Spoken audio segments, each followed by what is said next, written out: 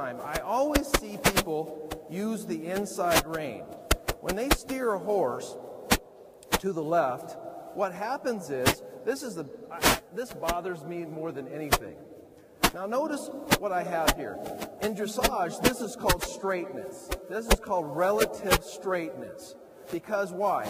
He's doing a 10-meter circle and he's got a 10-meter arc. But see, what happens is sometimes when we have a horse that's not straight, and when they talk about relative straightness, we're talking about straightness as relative to the circle. But sometimes this shoulder leaks out. This is what happens when a horse is not going straight. I'll show you here when I come around here. What they do is they leak out this shoulder. See how he's going straight, but his nose is here? So we want to use the outside rein. Now notice this. Most people, like I said, use the inside rein. But does the inside rein really steer the horse? Okay, notice he's going left, but watch this. Where's he going now? He's going right. So is the inside rein doing anything? No, because he's going off my seat and legs. I can sit here and say, I want to go here, or I can go here. This is called a reverse arc, counterflexion, or a counter bend. Okay? But do you see, really the nose has nothing to do with any of the cues and aids. When we first teach a horse, yes, we want them to follow their nose, but there's a time when we want to start using other parts of our cues and aids. Now, like a couple seconds ago when I was talking about when you use that inside rein, that shoulder wants to leak out. That's why we start using the outside rein and do what? Start bringing that shoulder around. Well, isn't that like neck reining? We see a lot of Western riders neck reining. When I take my rein over to this side, what rein am I using? I'm using the outside rein, aren't I? So how do you teach that? Well, we teach that with two hands, with the reverse arc, like that. The reverse arc of the counterflexion or the counter bend is all the same thing, but it's a exercise that we can use to get what? Control of the shoulders, right? So, as you can see, once you get a horse that understands,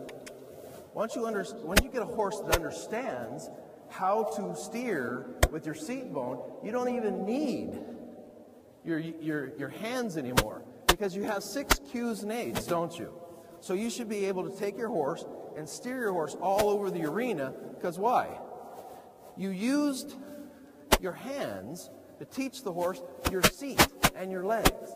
You should be able to go anywhere you want just by using your cues, your seat bone and your legs. This is the beginning of what? Bridleless riding, isn't it?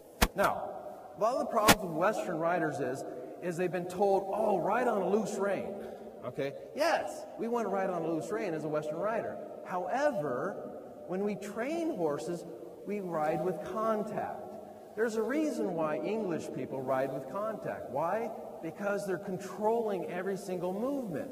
Don't we want to have a safe horse, a horse that we can move the hind end around, move the shoulders around? The only way we can do that is to make contact. But one of the biggest problems that I see with people when making contact is what? You have these horses flipping their head and stuff like that. One of the things that I want to do is get the horse consistent with their face and understand their cues and aids. If you're going to ride Western dressage, what do we want in Western dressage? We want our horse's nose and head and neck to be what? Still and quiet. We want collection. But before we get collection, we need to capture the horse's nose. We need to capture and make them what? Comfortable with contact. Because contact is what teaches horses. Dressage has been around for hundreds of thousands of years. If it wasn't right, if it wasn't a good method, why would they still be using it? Now, I'm not toting dressage. I'm not wearing any. You'll never see me in tights. That's for, what do they call those things? Breeches? You'll never see me in breeches. Can I ride an English saddle? Yes, I can. Barely. But I sure can. But my point is so many people get yelled at for riding with contact with our Western horses. I got news for you. We have to teach the horse how to be in frame, in collection. Now, you don't get collection until you get later on into training. But right now, what do we want to do? We want to teach the horse to what? Accept the contact. Now, when I tap my spurs, there we go. I want to bring my crest back up here. Now I got the horse on vertical. I'm on a soft rein. In fact, I can drop that rein right there for a short period of time until he looks around a little bit. But see, I taught him how to be collected. I taught him how to maintain his what? His frame. How do you think I did that?